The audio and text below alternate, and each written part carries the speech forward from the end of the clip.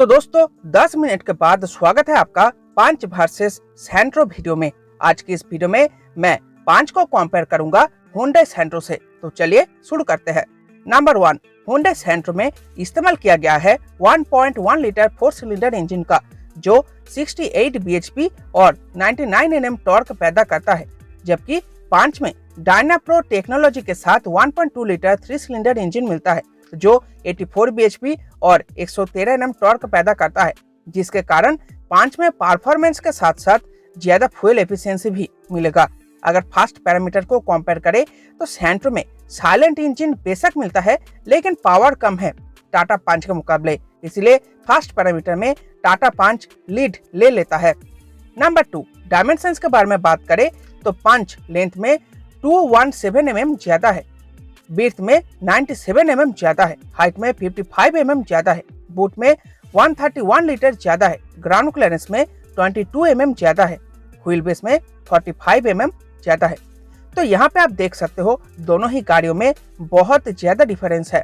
In fact length और width में तो बहुत ही ज्यादा डिफरेंस है, इसीलिए अंदर केबिन स्पेस में भी बहुत ज्यादा फर्क होगा दोनों ही गाड़ियों में।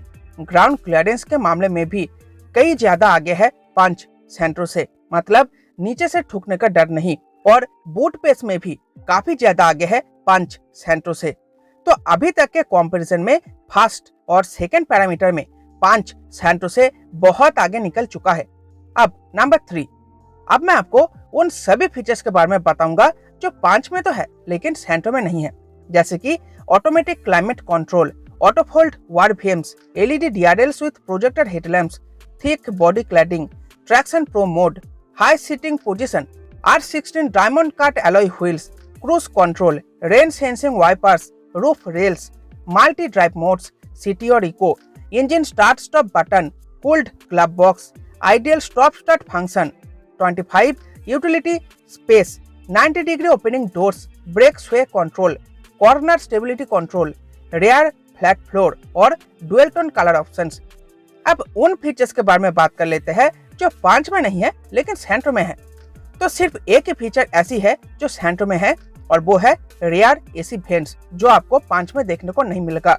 अगर स्टैंडर्ड वारंटी की बात करें तो हमेशा की तरह टाटा पंच में भी 2 साल या फिर 75,000 किलोमीटर की स्टैंडर्ड वारंटी मिलेगी, लेकिन सेंट्रो इस मामले में बेहतर है, इसमें मिलेगा 3 साल या फिर 1 लाख किलोमीटर की स्टैंडर्ड वारंटी।